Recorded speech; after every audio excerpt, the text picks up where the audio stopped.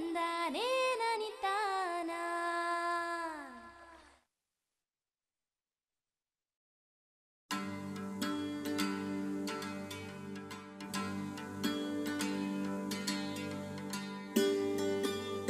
ಅಣಬೆ ಅತ್ಯಂತ ಪೌಷ್ಟಿಕ ಆಹಾರವಾಗಿದ್ದು ಯಾವುದೇ ಕೃಷಿ ಭೂಮಿಯಿಲ್ಲದೆ ಬೆಳೆಯಬಹುದಾದ ಬೆಳೆಯಾಗಿದೆ. ಅತ್ಯಂತ ಹೆಚ್ಚು ಪ್ರೋಟೀನ್ ಯುಕ್ತ ಆಹಾರವಾದ ಅಣಬೆ ಸಾಕಷ್ಟು ಪ್ರಮಾಣದಲ್ಲಿ ಔಷಧೀಯ ಗುಣಗಳನ್ನು ಹೊಂದಿದೆ. ಚೀನಾ ದೇಶದಲ್ಲಿ ಪ್ರದೇಶ ಜಾಸ್ತಿ ಇದೆ, ಜಾಸ್ತಿ ಜನಸಂಖ್ಯೆ ಆಗ್ತಿದ್ರು ಕೂಡ ಅವರು ಅಲ್ಲಿ ಆಹಾರ ಉತ್ಪಾದನೆ ಮಾಡಿ ಎಲ್ಲ ಜನಕ್ಕೂ ಆಹಾರ ಉತ್ಪಾದನೆ ಕೊಡುವ ಶಕ್ತಿ ಚೀನಾ ದೇಶದಲ್ಲಿದೆ. ಆದರೆ ನಮ್ಮ ಭಾರತ ದೇಶದಲ್ಲಿ ಜನಸಂಖ್ಯೆ ಅತಿಯಾಗಿ ಹೋಗ್ತಾ ಇದ್ದಂಗೆ ನಮ್ಮಲ್ಲಿ ಭೂಮಿಯ ವಿಸ್ತೀರ್ಣತೆ ಕಡಿಮೆ ಆಗ್ತಾ ಇದೆ. ಇರುವ ಭೂಮಿಯಲ್ಲಿ ಹೆಚ್ಚಿನ ಪೌಷ್ಟಿಕಾಂಶವುಳ್ಳ ಆಹಾರ ಒದಗಿಸೋದು ನಮ್ಮ ಗುರಿಯಾಗಿದೆ. ಇಂತಹ ಸಂದರ್ಭದಲ್ಲಿ ನಾವು ಯಾವ ಭೂಮಿಯನ್ನು ಉಪಯೋಗಿಸದೆ ನಿರುದ್ಯೋಗಿಗಳಿಗೆ ಉದ್ಯೋಗ ಒದಗಿಸುವಂತಹ ಒಂದು ಕೆಲಸವನ್ನು ಮಾಡಬೇಕಾಗತ್ತೆ. ಈ ನಿಟ್ಟಿನಲ್ಲಿ ಯೋಚನೆ ಮಾಡ್ತಾ ಹೋದಾಗ ನಮಗೆ ಅಣಬೆ ಬೇಸಾಯ ಒಂದು ಮುಖ್ಯವಾದ ಒಂದು ಬೇಸಾಯ ಕೃಷಿಯಾಗಿ ನಮಗೆ ಕಾಣಿಬರುತ್ತದೆ. ಇದು ಪುರಾತನ ಕಾಲದಿಂದಲೂ ಯಾವಾಗ ಈ ದೇವರು ಮನುಷ್ಯನ ಸೃಷ್ಟಿ ಮಾಡಿದ್ನೋ ಈ ಭೂಮಿ ಮೇಲೆ, ಅಂದಿನಿಂದ ಕೂಡ ನಮ್ಮ ಜೊತೆಯಲ್ಲಿ ಈ ಮಶ್ರೂಮ್ ಅನ್ನೋದು, ಅಣಬೆ ಅನ್ನೋದು ಬೆಳೀತಾ ಬಂದಿದೆ. ಹಿಂದಿನ ಕಾಲದಿಂದನೂ ನಮ್ಮ ಪೂರ್ವಿಕರು ಇದನ್ನು ತಮ್ಮ ಆಹಾರದ ದಿನನಿತ್ಯದ ಆಹಾರದಲ್ಲಿ ಉಪಯೋಗಿಸ್ತಾ ಬಂದಿದ್ದಾರೆ. ಇದನ್ನು ರೋಮನ್ನರು ಭಗವಂತನ ಆಹಾರ ಅಂತಲೇ ಕರಿತಾ ಇದ್ರು.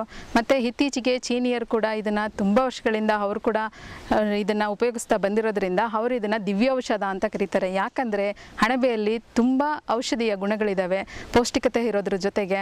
ಮತ್ತು ಇದನ್ನು ಸಸ್ಯಾಹಾರ ಮಾಂಸ ಅಂತ ಕೂಡ ಕರೀತಾರೆ. ಯಾಕೆಂದರೆ ಇದನ್ನು ತುಂಬ ಜನ ಮಾಂಸಾಹಾರ ಅಂತ ತಪ್ಪು ತಿಳ್ಕೊಂಡಿದ್ದಾರೆ, ಆದರೆ ಇದು ಒಂದು ಸಸ್ಯಾಹಾರ. ಅಣಬೆ ಅನ್ನೋದು ಒಂದು ಶಿಲೀಂಧ್ರ. ಇದು ಶಿಲೀಂಧ್ರ ಸಸ್ಯ ಜಾತಿಗೆ ಸೇರಿದಂತಹ ಒಂದು ಶಿಲೀಂಧ್ರವಾಗಿದೆ. ಅಣಬೆ ಇತರೆ ತರಕಾರಿ ಹಣ್ಣುಗಳಿಗೆ ಹೋಲಿಸಿದಲ್ಲಿ ಅತಿ ಹೆಚ್ಚು ಸಸಾರಜನಕ ಅಥವಾ ಪ್ರೋಟೀನ್ ಹೊಂದಿರುತ್ತದೆ. ಬೆಳೆಯುವ ಮಕ್ಕಳು, ಗರ್ಭಿಣಿಯರು, ಹಾಲುಡಿಸುವ ತಾಯಂದಿರು ದಿನನಿತ್ಯದ ಆಹಾರದಲ್ಲಿ ಅಣಬೆ ಬಳಸುವುದು ಉತ್ತಮ ಮತ್ತು ಆರೋಗ್ಯಕರ. ಇದನ್ನು ನಾವು ಅಣಬೆಯನ್ನು ಸಸಾರಜನಕದ ಕಣಜ ಅಂತಲೇ ಕರಿಬೋದು. ಯಾಕಂದರೆ ಇದರಲ್ಲಿ ನಾವು ಯಾವುದೇ ತರಕಾರಿಗಳಿಗಾಗಲಿ ಹಣ್ಣುಗಳಿಗಾಗಲಿ ಹೋಲಿಸಿದಾಗ, ಈಗ ಸೇಬು, ಕೋಸು ಇಂಥದಕ್ಕೆ ಹೋಲಿಸಿದಾಗ ಅವುಗಳಿಗೆ ಹೋಲಿಸಿದಾಗ 12 ಪಟ್ಟು ಹೆಚ್ಚಿನ ಸಸಾರಜನಕವು ಅಣಬೆಯಲ್ಲಿ ಕಂಡುಬರುತ್ತದೆ. ಹಾಗೆ ಮಾಂಸದಲ್ಲಿ ಮತ್ತು ಮೊಟ್ಟೆಯಲ್ಲಿ ಜಾಸ್ತಿ ಇದ್ದರೂ ಕೂಡ, ಹಾಲು ಮೊಟ್ಟೆ ಮಾಂಸದಲ್ಲಿ ಸಸಾರಜನಕ ಜಾಸ್ತಿ ಇದ್ದರೂ ಕೂಡ ಇದನ್ನು ಅದರ ಸಮಕ್ಕೆ ಇಲ್ಲವಾದರೂ ಅದರ ಹತ್ತಿರಕ್ಕೆ ಇದನ್ನು ಹೋಲಿಸ್ಕೋಬೋದು. ಸಸಾರಜನಕದ ಕೊರತೆಯನ್ನು ಇದು ನೀಗಿಸೋದಕ್ಕೆ ಮೊದಲನೆಯ ಉಪಾಯ ಆಗಿದೆ. ಇದನ್ನು ಪ್ರತಿನಿತ್ಯ ನಾವು ಹೇಗೆ ಮನೆಗಳಲ್ಲಿ ತರಕಾರಿನ ಉಪಯೋಗಿಸ್ತೀವೋ ಹಾಗೆ ದಿನನಿತ್ಯ ಉಪಯೋಗಿಸೋದ್ರಿಂದ ನಾವು ಈ ಸಸಾರಜನಕ ಅಥವಾ ಪ್ರೋಟೀನ್ನ ಕೊರತೆ ಏನಿದೆ ಮಕ್ಕಳಲ್ಲಾಗಲಿ, ಗರ್ಭಿಣಿಯರಾಗಲಿ, ಈ ಹಾಲುಣಿಸುವ ತಾಯಿಯಂದಿರಾಗಲಿ ಇದನ್ನು ಉಪಯೋಗಿಸೋದ್ರಿಂದ ಅವರ ದೇಹದಲ್ಲಿ ಪ್ರೋಟೀನ್ ಅಂಶ ಜಾಸ್ತಿಯಾಗಿ ಅವರಿಗೆ ರೋಗ ನಿರೋಧಕತೆಯನ್ನು ಹೆಚ್ಚಿಸುತ್ತೆ. ಅಣಬೆಯಲ್ಲಿ ಅತಿ ಹೆಚ್ಚು ನೀರಿನ ಅಂಶವಿದ್ದು ಹಸಿ ತರಕಾರಿಯಾಗಿ ಇಲ್ಲವೇ ಒಣಗಿಸಿ ಮೌಲ್ಯವರ್ಧನೆ ಮಾಡಿ ಕೂಡ ಬಳಸಬಹುದಾಗಿದೆ. ಇದರಲ್ಲಿ ನೀರಿನಂಶ ಜಾಸ್ತಿ ಇದೆ, ಆದರೆ ಇದು ಹಸಿ ತಾಜಾ ಇರುವಾಗ ನೀರಿನಂಶ ಜಾಸ್ತಿ ಇರುತ್ತೆ. ಇದನ್ನು ಒಂದು ಸಾರಿ ಒಣಗಿಸಿದಾಗ 10 kgಯಷ್ಟು ಅಣಬೆ 1 kgಗೆ ಇಳಿಯಬಹುದು. ಅಣಬೆಯಲ್ಲಿ ಶರ್ಕರ ಪಿಷ್ಟ ಹೆಮಿಸಿಲಿಲೋಸ್ ಕೈಟಿನ್ ರೂಪದಲ್ಲಿ ಇರುವುದರಿಂದ ಇದನ್ನು ಸೇವಿಸಿದಲ್ಲಿ ದೇಹಕ್ಕೆ ಹೆಚ್ಚಿನ ಕೊಬ್ಬಿನ ಅಂಶ ಸೇರುವುದಿಲ್ಲ. ಆದ್ದರಿಂದ ಹೃದ್ರೋಗಿಗಳು, ಹೆಚ್ಚಿನ ದೇಹ ತೂಕ ಹೊಂದಿರುವವರು, ರಕ್ತದೊತ್ತಡ ಇರುವವರಿಗೆ ಇದು ಉತ್ತಮ ಆಹಾರವಾಗಿದೆ ಎನ್ನುತ್ತಾರೆ ತಜ್ಞರು. ಪಿಷ್ಟ ಮತ್ತು ಶರ್ಕರ ಪಿಷ್ಟಗಳು ಇದರಲ್ಲಿ ಬೇರೆದರಲ್ಲಿ ಹೋಲಿಸಿದಾಗ ಇದರಲ್ಲಿ ಹೆಮಿಸೆಲ್ಯುಲೋಸ್ ರೂಪದಲ್ಲಿ ಸಕ್ಕರೆ ಅಂಶ ಇರುತ್ತೆ, ಮತ್ತು ಈ ನಾರಿನಂಶ ಅನ್ನೋದು ಕೈಟಿನ್ ರೂಪದಲ್ಲಿರುತ್ತೆ.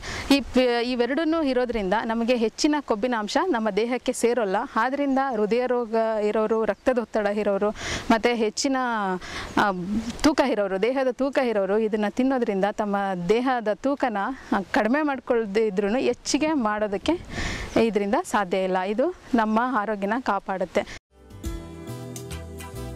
ಅಣಬೆಯಲ್ಲಿ ಸಕ್ಕರೆ ಅಂಶ ಸೆಮಿಸೆಲ್ಯುಲೋಸ್ ರೂಪದಲ್ಲಿರುವುದರಿಂದ ಮಧುಮೇಹ ರೋಗಿಗಳಿಗೂ ಅಣಬೆ ಅತ್ಯುತ್ತಮ ಆಹಾರವಾಗಿದೆ. ಈ ಮಧುಮೇಹ ರೋಗಿಗಳು ಸಕ್ಕರೆ ಅಂಶ ಇದರಲ್ಲಿ ಸೆಮಿಸೆಲ್ಯುಲೋಸ್ ರೂಪದಲ್ಲಿರೋದ್ರಿಂದ ನಾನು ಹೇಳ್ದಂಗೆ ಇದರಲ್ಲಿ ಮಧುಮೇಹ ರೋಗಿಗಳು ಡಯಾಬಿಟಿಸ್ ಅನ್ನೋದು ಇತ್ತೀಚೆಗೆ ನಮಗೆ ಹುಟ್ಟುವ ಮಕ್ಕಳಿಂದ ಕೂಡ ನಮಗೆ ಹೆಚ್ಚಾಗಿ ಕಂಡು ಬರ್ತಿದೆ. ಆದ್ದರಿಂದ ನಾವು ಈ ಹುಟ್ಟಿದ ಮಕ್ಕಳಿಂದ ಚಿಕ್ಕ ಮಕ್ಕಳಿಂದ ವಯಸ್ಸಾದವರೆಗೂ ಕೂಡ ಯಾವುದೇ ವಯಸ್ಸಿನ ಅಂತರವಿಲ್ಲದಂತೆ ಇಲ್ಲದೆ ಎಲ್ಲ ವಯಸ್ಸಿನವರು ಕೂಡ ಈ ಅಣಬೆನ ಆಹಾರವಾಗಿ ಪ್ರತಿನಿತ್ಯ ತರಕಾರಿ ಹಣ್ಣುಗಳನ್ನ ಹೇಗೆ ನೀವು ಉಪಯೋಗಿಸ್ತೀರೋ ಆ ರೀತಿ ಇದನ್ನು ಉಪಯೋಗಿಸ್ಕೊತಾ ಬರಬಹುದು. ತಜ್ಞರ ಪ್ರಕಾರ ಅಣಬೆಯಿಂದ ತಯಾರಿಸಲ್ಪಡುವ ಔಷಧಿ ಕ್ಯಾನ್ಸರ್ ರೋಗ ತಡೆಗೆ ಪರಿಣಾಮಕಾರಿಯಾಗಿದೆ. ಸಾಕಷ್ಟು ಪೌಷ್ಟಿಕಾಂಶಗಳ ಜೊತೆಗೆ ಔಷಧೀಯ ಗುಣಗಳನ್ನು ಹೊಂದಿರುವ ಅಣಬೆಯನ್ನು ನಿತ್ಯ ಆಹಾರದಲ್ಲಿ ಸೇರಿಸಿಕೊಳ್ಳುವ ಮೂಲಕ ಎಲ್ಲರೂ ಆರೋಗ್ಯವನ್ನು ಕಾಪಾಡಿಕೊಳ್ಳಬಹುದು. ಅದರಂತೆಯೇ ರೈತ ಬಾಂಧವರು ಕೇವಲ ವಾಣಿಜ್ಯ ದೃಷ್ಟಿಯಿಂದಲ್ಲದೆ ಆರೋಗ್ಯ ಸುಧಾರಣೆಗೆ ಮನೆಮಟ್ಟಕ್ಕಾದರೂ ಅಣಬೆಯನ್ನು ಬೆಳೆಯಬಹುದಾಗಿದೆ. PSK ಅನ್ನೋ ಒಂದು ಔಷಧವನ್ನು ಇದರಿಂದ ತಯಾರಿಸ್ತಾರೆ. ಈ ಔಷಧನ ನಾವು ಅರ್ಬುದ ರೋಗ ಅಥವಾ ಕ್ಯಾನ್ಸರ್ ಅಂತ ಏನಂತ ಕರಿತೀವೋ ಅದನ್ನು ಗುಣಪಡಿಸಲು ಇದು ತುಂಬ ಸಹಕಾರಿಯಾಗಿದೆ. ಈ ನಮಗೆ ಗೊತ್ತಿರುವಂಗೆ 2000 ವರ್ಷಗಳಿಂದಲೂ ಕೂಡ ಈ ಅಣಬೆ 5,000ದಷ್ಟು ಹೆಚ್ಚಿನ ಪ್ರಭೇದಗಳಿದ್ದರೂ ಕೂಡ ನಮ್ಮಲ್ಲಿ ನಾವು ಇತ್ತೀಚೆಗೆ ಕಲ್ಟಿವೇಟ್ ಮಾಡ್ತಿರೋದು 20 ಪ್ರಭೇದಗಳು. ಇದರಲ್ಲಿ 3 ರೀತಿಯ ಅಣಬೆಗಳಿದೆ. ಒಂದು ಖಾದ್ಯ ಅಣಬೆಗಳಂದರೆ ನಾವು ತಿನ್ನೋದಕ್ಕೆ ಯೋಗ್ಯವಾಗಿರುವಂಥ ಅಣಬೆಗಳು. ಇನ್ನೊಂದು ವಿಷಾಣಬೆಗಳು ಅಂದರೆ ತಿನ್ನೋದಕ್ಕೆ ಯೋಗ್ಯವಾಗಿರಲ್ಲ, ಆದರೂ ಕೂಡ ಇವು ನಮ್ಮ ಪ್ರಕೃತಿಯಲ್ಲಿ ಸಹಜವಾಗಿ ನಾವು ಕಾಣಬಹುದು.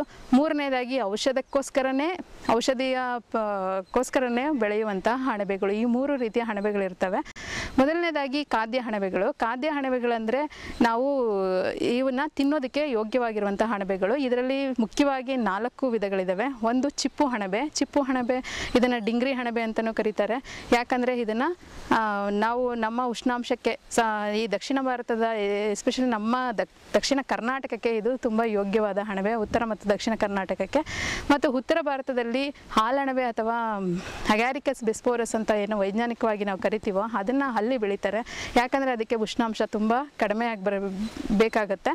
ಅದನ್ನು ನಾವು ನಮ್ಮ ಪ್ರದೇಶದಲ್ಲಿ ಬೆಳೆದಾಗ ನಾವು ಹೆಚ್ಚಿನ ಹಣವನ್ನು ಖರ್ಚು ಮಾಡಬೇಕಾಗುತ್ತೆ. ಯಾಕಂದರೆ ಹವಾನಿಯಂತ್ರಿತ ಕೊಠಡಿಗಳನ್ನ ನಾವು ಅದಕ್ಕೋಸ್ಕರನೇ ಮೀಸಲಾಗಿಡಬೇಕಾಗಿರುತ್ತೆ. ಇನ್ನೊಂದು ಭತ್ತದ ಹುಲ್ಲಿನ ಅಣಬೆ, ಅದನ್ನು ವಲ್ವೇರಿಯಾ ವಲ್ವೇಸಿಯಾ ಅಂತ ಕರಿತೀವಿ. ಮತ್ತು ಇನ್ನೊಂದು ಫ್ಲೋರೋಟಸ್ ಅಣಬೆ, ಇದನ್ನು ನಾವು ಸಾಮಾನ್ಯವಾಗಿ ಈಗ ನಾವು ಉಪಯೋಗಿಸ್ತಿರೋದು. ಯಾವುದೇ ಕೃಷಿ ಭೂಮಿ ಇಲ್ಲದೆ ನಾವು ಮನೆಗಳಲ್ಲೇ ಇದನ್ನು ಕೊಠಡಿಗಳಲ್ಲಿ ನಾವು ಇದನ್ನು ಮಾಡಬಹುದು. ನೀವು ಏನು ತರಕಾರಿ ಈ ಹಣ್ಣುಗಳ ಮೇಲೆ ಹಾಕ್ತೀರಾ ಅದೇ ಹಣವನ್ನು ಕೂಡ ನೀವು ಪ್ರತಿನಿತ್ಯ 15 ಗ್ರಾಮ್ ಅಥವಾ 15 ಗ್ರಾಮ್ ಆದರೂ ನೀವು ಊಟದ ಜೊತೆ ಪ್ರತಿದಿನ ಉಪಯೋಗಿಸೋದ್ರಿಂದ ನಿಮ್ಮ ಆರೋಗ್ಯ ಸುಧಾರಿಸೋದಲ್ಲದೆ ನಿಮ್ಮ ದೇಹದಲ್ಲಿ ರೋಗ ನಿರೋಧಕತೆಯನ್ನು ಹೆಚ್ಚಿಸುತ್ತೆ ಮತ್ತು ಒಳ್ಳೆಯ ಪೌಷ್ಟಿಕಾಂಶನ ಕೂಡ ಒದಗಿಸುತ್ತೆ.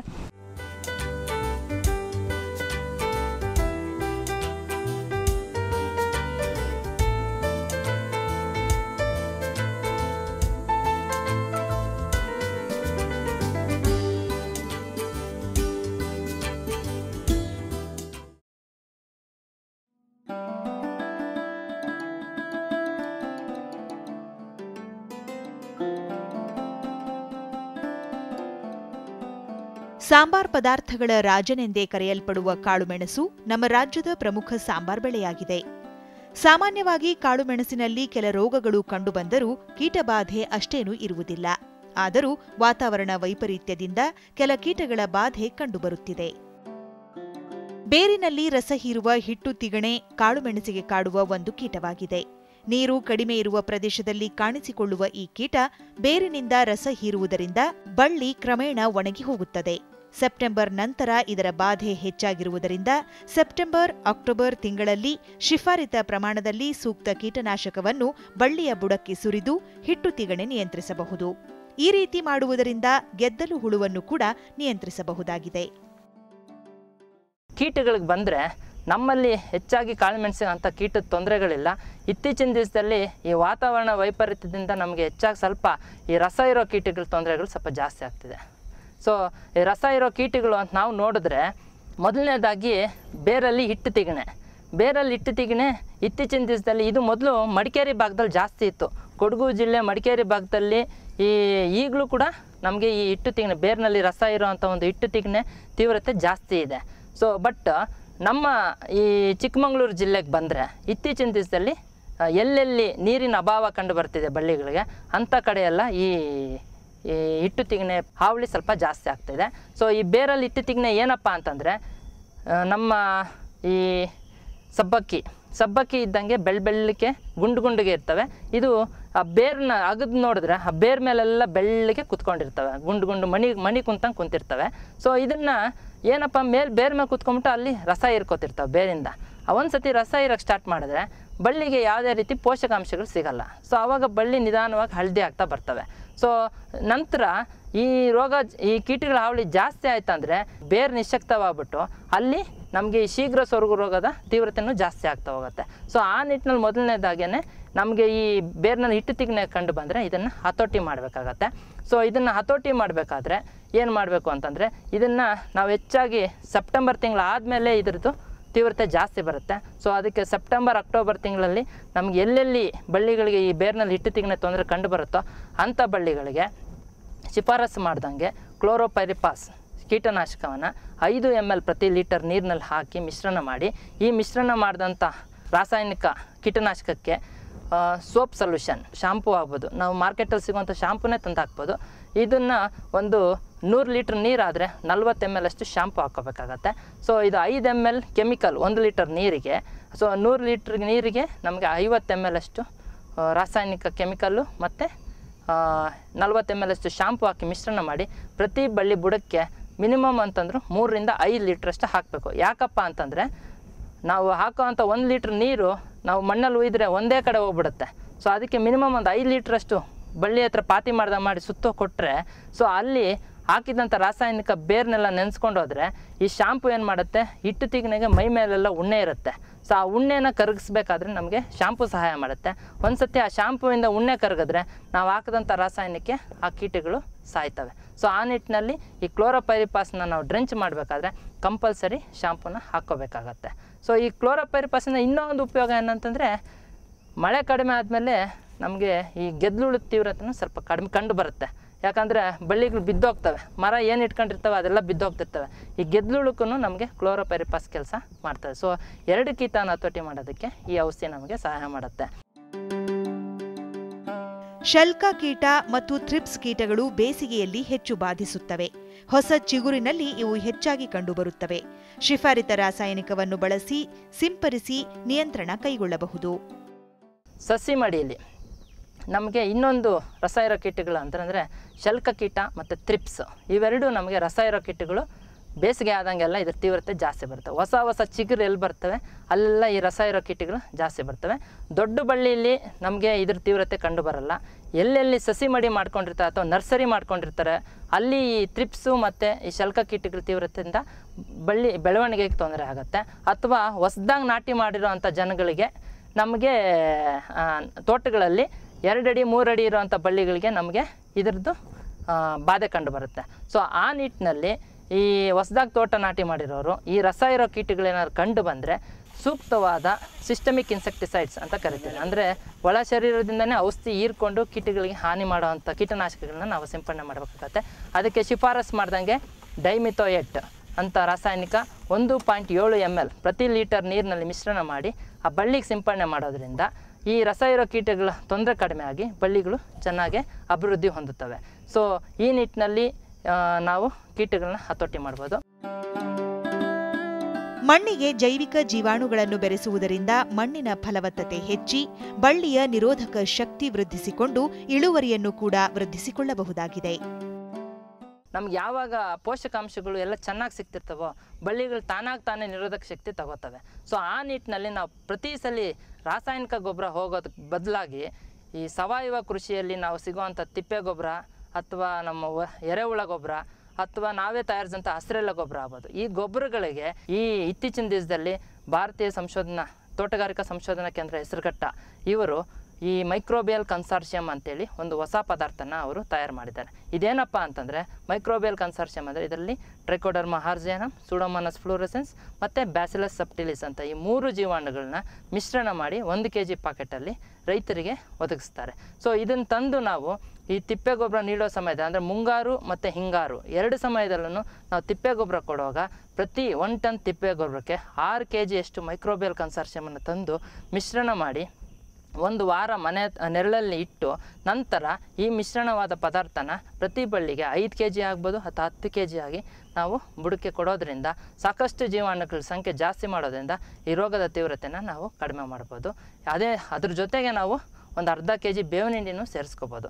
ಬೇವಿನ ಹಿಂಡಿನೂ ನಮಗೆ ಸಾಕಷ್ಟು ಕೀಟಗಳು ಮತ್ತು ಈ ರೋಗ ಬರೋ ಜೀವಾಣುಗಳಿಗೆ ನಿರೋಧಕ ಶಕ್ತಿ ಹೊಂದಿಸೋದ್ರಲ್ಲಿ ನಮಗೆ ಬಳ್ಳಿಗಳಿಗೆ ಸಹಾಯ ಮಾಡುತ್ತೆ. ಈ ಜೈವಿಕ ಜೀವಾಣುಗಳನ್ನ ಅದರಲ್ಲಿ ಸೇರಿಸಿ ಸಾಕಷ್ಟು ಮಣ್ಣು ಕೊಡೋದ್ರಿಂದ ನಾವು ಈ ರಾಸಾಯನಿಕ ಬಳಕೆ ಮಾಡೋದನ್ನು ಕಡಿಮೆ ಮಾಡಿ ಆರೋಗ್ಯವಾದ ಬಳ್ಳಿಗಳನ್ನ ನಾವು ಪಡಿಬೋದು. ಅದ್ರ ಜೊತೆಗೆ ಇಳುವರಿನೂ ಸಾಕಷ್ಟು ಈ ಪೋಷಕಾಂಶಗಳು ಒಂದ್ಸತಿ ಬಳ್ಳಿಗೆ ಚೆನ್ನಾಗಿ ಸಿಕ್ತಂದರೆ ಇಳುವರಿನೂ ಚೆನ್ನಾಗಿ ಬರುತ್ತೆ. ನಾವು ಮಾಡಿದಂಥ ದುಂದು ವೆಚ್ಚ, ಎಸ್ಪೆಷಲಿ ನಾವು ಶಿಲೀಂಧ್ರನಾಶಕಗಳು ಪರಿಸರದಲ್ಲಿ ಮಾಲಿನ್ಯ ಜೊತೆಗೆ ದುಂದು ವೆಚ್ಚ ಹೆಚ್ಚಾಗಿ ಮಾಡ್ತೀವಿ. ಯಾಕಂದರೆ ಲೀಟ್ರ್ ಗಟ್ಟಲೆ ನಾವು ತಂದು ಹಾಕ್ತೀವಿ. ಯಾವುದೇ ಶಿಲೀಂಧ್ರನಾಶಕ ನಾವು ಮಾರ್ಕೆಟಲ್ಲಿ ಹೋದರೆ 1,000 ರೂಪಾಯಿಗಿಂತ ಕಡಿಮೆ ಇಲ್ಲ. ಸೊ ಆ ನಿಟ್ಟಿನಲ್ಲಿ ಮಾಡುವಂಥ ದುಂದು ವೆಚ್ಚನ ಕಡಿಮೆ ಮಾಡಿ ಈ ನಿಟ್ಟಿನಲ್ಲಿ ಮಾಡಿದಾಗ ಉತ್ಪಾದನಾ ವೆಚ್ಚನ ಕಡಿಮೆ ಮಾಡಿ ಗುಣಮಟ್ಟದ ಇಳುವರಿನ ನಾವು ಜಾಸ್ತಿ ಮಾಡ್ಕೋಬೋದು ಅಂತ ಹೇಳೋಕ್ಕೆ ನಾನು ಇಷ್ಟಪಡ್ತೀನಿ.